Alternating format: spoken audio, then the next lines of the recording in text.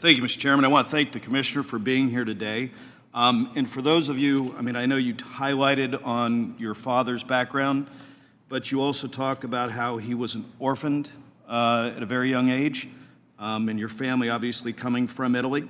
But it really, I think it underscores, but also, really underscores just how personal and important Social Security is to you. And it's not just you.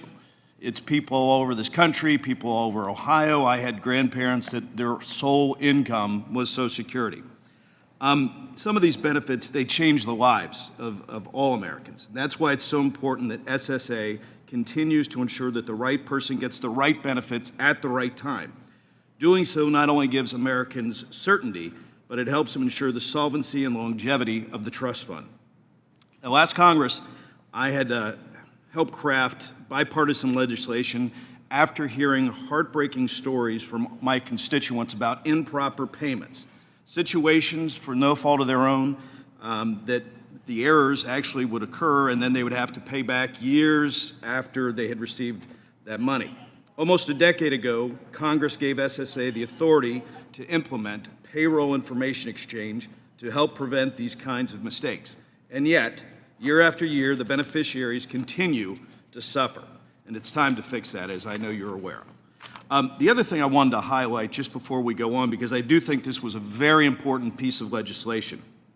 Last year, I was proud to support, and that it was also signed into law, the Social Security Fairness Act, which eliminated the barriers that prevented civil workers, such as our firefighters, our teachers, our police officers, from receiving their Social Security benefits.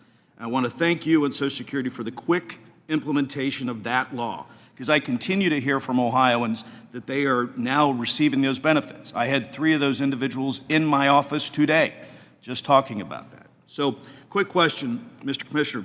In your testimony, you mentioned that SSA has scheduled downtime service hours for the website.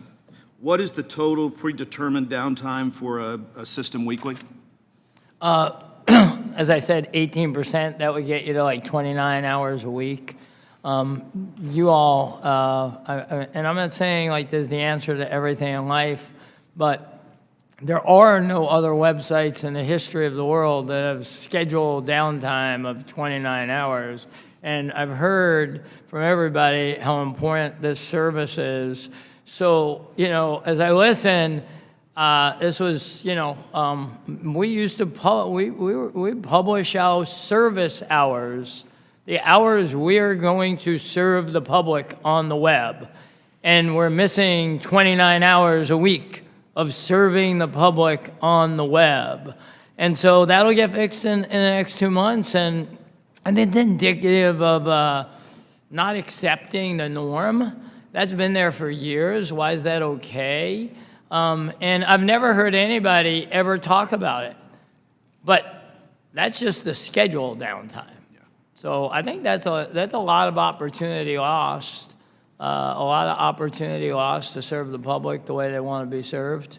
I don't know many websites that schedule 29 hours of downtime. In your private sector side, sir, what would you think the average downtime should be? 0. Excellent. What changes would you make to improve service and increase accessibility to SSA's online services so that Americans receive the service they deserve? Well, I think we actually have a really good tool in My SSA, but we need to promote it. And the rewrite of the web is also to make it easier.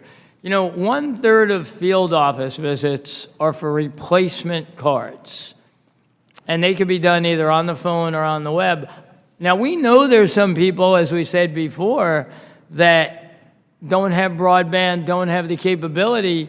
But this is not 1/3 of the population, right? But 1/3 of the field office visits are for replacement cards.